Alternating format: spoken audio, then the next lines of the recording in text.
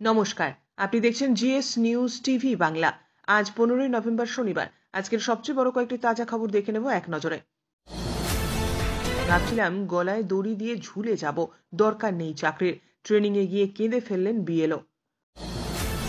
মমতার দেখানো পথেই নীতিশের 10,000-এর খেল, তাতেই বাজিমাত বিহারে। মাটির নিচে লুকিয়েছিল মহাদেবের গুপ্তধন। স্বপ্নের নির্দেশ পেয়েই মাটি খুঁড়তেই যা বেরোলো তা দেখে চক্ষু চড়ক কাজ। আবারও থমকে গেল ডিএ মামলা, রায় কবে? চিন্তায় লক্ষ লক্ষ সরকারি কর্মী। দিল্লি বিস্ফোরণ, এজেন্সিগুলি তাদের বাড়িতে লুকিয়ে থাকা বিশ্বাসঘাতকদের ওপর ঝাঁপিয়ে পড়েছে। 1,500টি স্থানে অভিযান চালিয়েছে। এই লোকেরা আসলে কারা? এসআইআর ভোটার তালিকা থেকে কারা বাদ পড়বেন জানালো নির্বাচন কমিশন। কোন ব্যাংক কার সঙ্গে জুড়তে পারে, আপনার কি সুবিধে অসুবিধে, জেনে নিন বিস্তারিত। এবার টার্গেট বাংলা। বিহারে এনডিএ ঝড় দেখেই বড় মন্তব্য কেন্দ্রীয় মন্ত্রী গিরিরাজের। তবে কি বঙ্গে বিজেপির পালা?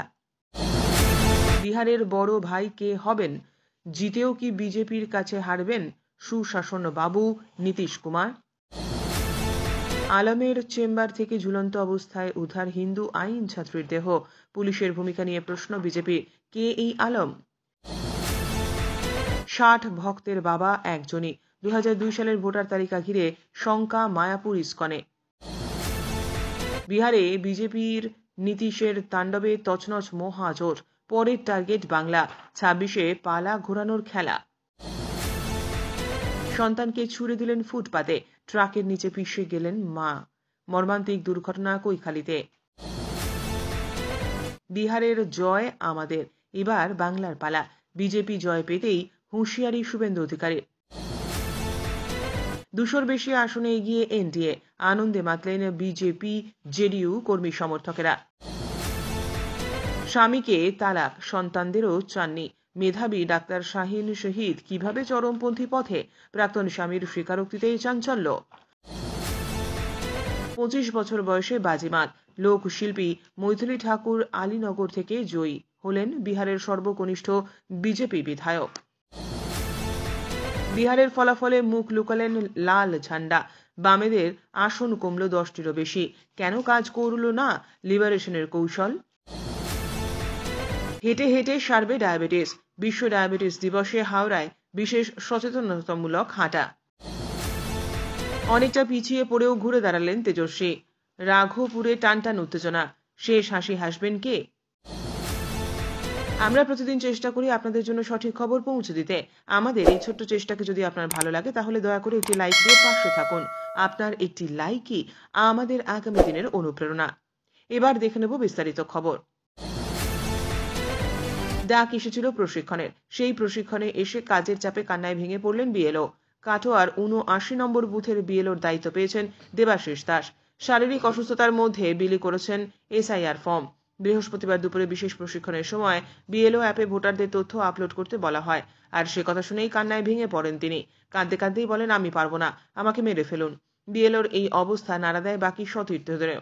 প্রশিক্ষণ শিবিরে আসা বিএলওদের একাংশ কাজের চাপ নিয়ে প্রশাসনিক কর্তাদের সামনেই বিক্ষোভ দেখাতে থাকেন। বেশ কয়েকজন তো তারপর কাটোয়া 1 নম্বর বিডিও অফিসে চলা ওই প্রশিক্ষণ শিবির ছেড়ে বেরিয়েও যান। তা নিয়ে চাপানো শুরু হয়েছে। কাঁদতে কাঁদতেই উচ্চস্বরে দেবাশিস দাস নামে ওই বিএলওকে বলতে শোনা যায়, সামনে কার্তিক পুজো আছে, এক একটা এন্ট্রি করতে গেলে 15 মিনিট করে টাইম লাগছে। 1100 ভোটার কি করে ফিল আপ করবো? আমার না আছে স্নান, না আছে খাওয়া। আমার ফ্যামিলি লাইফ শেষ হয়ে গিয়েছে। কালকে আমি ভাবছিলাম গলায় দড়ি দিয়ে ঝুলে যাব। আমার চাকরির দরকার নেই, আপনারা আমাকে শোকজ করুন, আমাকে মেরে ফেলুন, আমাকে গুলি করে দিন। চাপানোতরের মধ্যেই কাটোয়ার এসডিও অনির্বাণ বসু বলছেন, আমরা ওনাদের যা কাজ করতে বলেছি সবটাই কমিশনের নির্দেশ মেনে। বিহার নির্বাচনের প্রথম দফায় ভোটের পরে একটি সম্ভাবনার কথা ঘোরাফেরা করছিল, তা হল রেকর্ড ভোটদান এবং মহিলাদের বিপুলভাবে অংশগ্রহণ। দ্বিতীয় দফায় ভোটের পর সেই সম্ভাবনা আরও জোরালো হয়ে যায়। দেখা যায় স্বাধীনতার পর বিহারে সবচেয়ে বেশি হারে ভোটদান হয়েছে, কিন্তু তার চেয়েও বড় হলো বিহারে মহিলাদের ভোটদানের হার 1 লাফে 12% বৃদ্ধি পেয়েছে। এমনিতেই বিহারে গত কয়েকদিন ভোটে দেখা গিয়েছে মহিলাদের ভোটদানের হার পুরুষদের তুলনায় বেশি। এবার দেখা গেল পুরুষদের তুলনায় 9% বেশি ভোট দিয়েছেন ভোটারেরা। বিহার ভোটের ফলাফল তখনই দেওয়ালে লেখা হয়ে গিয়েছিল। বাজিমাত করে দিয়েছে মুখ্যমন্ত্রী মহিলা রোজগার যোজনা। ভোটের আগে রাজ্যের 1,21,00,000 মহিলার ব্যাংক অ্যাকাউন্টে সরাসরি 10,000 টাকার অনুদান। মহিলাদের ক্ষমতায়নের জন্য এইভাবে সরাসরি নগদ দেওয়ার প্রকল্পের প্রথমে শুরু করেছিলেন মমতা বন্দ্যোপাধ্যায়। 21-এর ভোটের ইস্তেহারে লক্ষ্মীর ভান্ডার যোজনার ঘোষণা করেছিলেন। তারপর ভোটে জিতে 4 মাসের মধ্যেই লক্ষ্মীর ভান্ডার প্রকল্প শুরু করে দেন। 2024 সালে লোকসভা ভোটের আগে সেই খাতে ভাতা বাড়িয়ে দ্বিগুণও করে দেন মমতা এবং সেই একই প্রকল্পের সুবাদে গোটা বাংলার মহিলাদের মধ্যে শুধু 2 কোটির বেশি উপভোক্তা শ্রেণী তৈরি করেননি তিনি, জনভিত্তিও মজবুত করে ফেলেছেন। তাৎপর্যপূর্ণ হলো এভাবে সরাসরি টাকা দেওয়ার প্রকল্পকে একসময় রেবরি বলে খোঁচা দিয়েছিলেন প্রধানমন্ত্রী নরেন্দ্র মোদী। অথচ ঘটনা হলো ঠেলায় পড়ে একের পর এক রাজ্যে বিজেপিকেও মমতা বন্দ্যোপাধ্যায়ের পথ অনুসরণ করতে হয়েছে। বিহারে এনডিএর কাছে ছিল 43% ভোট। এখনো পর্যন্ত তা ইঙ্গিত বেড়ে বিহারে এনডিএর ভোট সংখ্যা প্রায় 50 ছুঁতে চলেছে।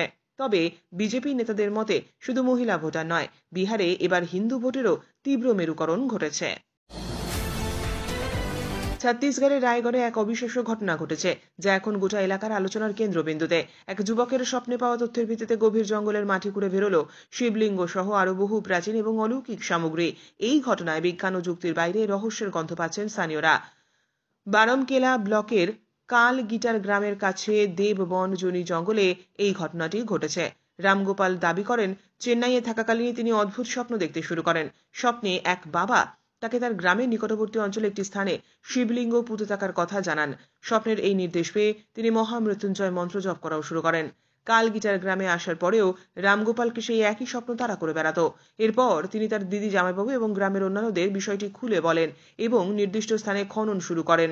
যদিও গ্রামের অনেকের কথায় সন্দেহ প্রকাশ হচ্ছে, কারণ ওই পাহাড়ে কোনো বাবার থাকার কথা ছিল না। কিন্তু যুবকটি তার বিশ্বাসে অনড় ছিলেন। অবশেষে তিনি নিজে থেকেই দেববনজনী জঙ্গলের ওই নির্দিষ্ট স্থানে একটি পতাকা পুঁতে দেন। এরপর বুধবার গ্রামবাসীদের সঙ্গে নিয়ে সেই স্থানে খনন কাজ শুরু হতেই চাঞ্চল্য ছড়িয়ে পড়ে। বছরের শেষ প্রান্তে এসে এখনো অনিশ্চিত বাংলার সরকারি কর্মীদের বহুল আলোচিত ডিএ মামলার রায়। পঞ্চম পে কমিশনের অধীনে বকেয়া ডিএ আদায়ের লড়াই দীর্ঘদিনের। কয়েক মাস ধরেই প্রত্যাশা ছিল চূড়ান্ত রায় দানের, কিন্তু নভেম্বরের মাঝামাঝি এসেও সেই রায় যে মিলছে না, তা আরও একবার স্পষ্ট হয়ে উঠল কর্মচারী সংগঠনের তৎপরতায়। বেঞ্চে নেই রায়ের বার্তা, বাড়ল দুশ্চিন্তা। সরকারি কর্মচারীদের সংগঠনের নেতা মলয় মুখোপাধ্যায় নিজের ফেসবুক পোস্টে জানান, 12 এবং 13 নভেম্বর বিচারপতি সঞ্জয় কারোল এবং পি.কে. মিশ্রর বেঞ্চ বসলেও সাপ্লিমেন্টারি কজ লিস্টে ডিএ মামলার রায় সংক্রান্ত কোনো উল্লেখ নেই। মলয়ের পোস্টের পরেই কমেন্ট বক্সে কর্মচারীদের ক্ষোভ উপচে পড়ে। একজন মন্তব্য করেন, যাদের রায় দেওয়ার কথা তারা সম্ভবত অবসরে চলে যাবেন রায় ঘোষণার আগেই।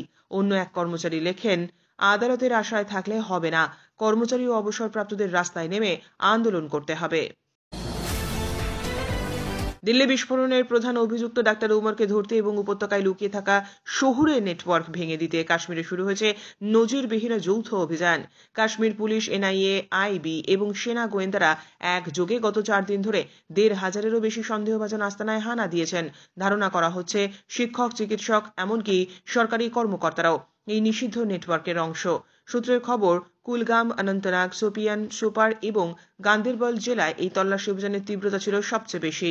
জামাতে ইসলামী এবং এর সঙ্গে যুক্ত ব্যক্তিদের বাড়ি, অফিস, মাদ্রাসা এবং অন্যান্য আস্তানায় একসঙ্গে তল্লাশি চালানো হয়।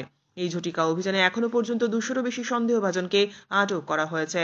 শুধু কুলগ্রামেই পুলিশ একাই 2 শতাধিক জায়গায় অভিযান চালিয়েছে। 4 দিনে 400-র বেশি কর্ডন অ্যান্ড সার্চ অপারেশন সম্পন্ন হয়েছে। বিহার নির্বাচনের ফল প্রকাশের দিন প্রাথমিক গণনায় বিরোধী জোট মহাগঠবন্ধন থেকে এনডিএ অনেকটাই এগিয়ে ছিল।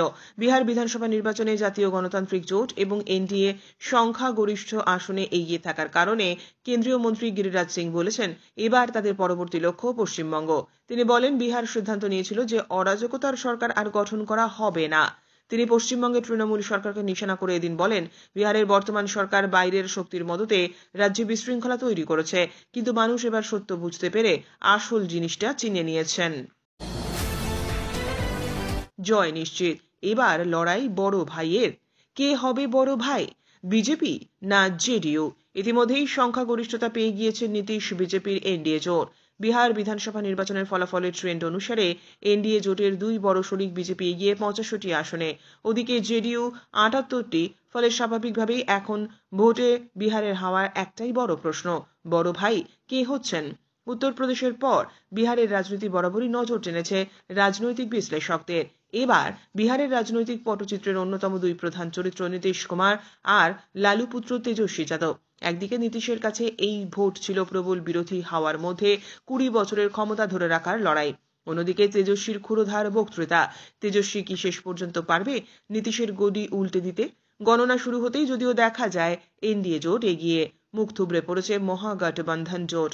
ফলাফলের গতি প্রকৃতি যা বলছে তাতে 2020 বিধানসভা ভোটে জেতা আসনের 88% আবার নিজেদের ঝুলিতে পড়তে চলেছে জেডিইউ, এবং সেই আশঙ্কাই দিন শেষে সত্যি হলো। নির্বাচনের মুখে ভোটার তালিকা সংশোধনের কাজ শুরু হতেই নদিয়ার মায়াপুরের সামনে এলো এক অবাক করা কাণ্ড। সেখানকার 60 থেকে 70 জন ভোটারের বাবার নামের তালিকায় লেখা জয় পতাকা স্বামী দাস। এই বিপুল সংখ্যক ভোটারের অভিভাবকের নাম এক হওয়ায় শোরগোল পড়ে গিয়েছে। এটা কি ইচ্ছাকৃত নাকি কোনো ভুল? জানা গিয়েছে মায়াপুরের ইসকনের একাধিক ভক্ত 77 নম্বর নবদ্বীপ বিধানসভা কেন্দ্রের 10 নম্বর অংশে ঠাকুর ভক্তি বিনোদ নিম্ন বুনিয়াদী প্রাথমিক বিদ্যালয়ে ভোট দেন। এদের সকলেরই 2002 সালের ভোটার তালিকায় বাবা অথবা মায়ের নামের জায়গায় লেখা রয়েছে জয় পতাকা স্বামী দাস। এই সম্পর্কে জায়গায় লেখা রয়েছে পিতা। স্বাভাবিকভাবেই নতুন করে ভোটার তালিকা সংশোধনের আবহে এদের সকলের নাম বাদ যাবে কিনা তা নিয়ে ভক্তদের মধ্যে তৈরি হয়েছে উদ্বেগ। এই প্রসঙ্গে ইসকনের জনসংযোগ আধিকারিক রসিক গৌরাঙ্গ দাস বলেন, এটা নির্বাচন কমিশনের ব্যাপার, আমি না জেনে মন্তব্য করব না। এ বিষয়ে রাজ্যের নির্বাচন কমিশনের অবস্থান স্পষ্ট করা হয়েছে।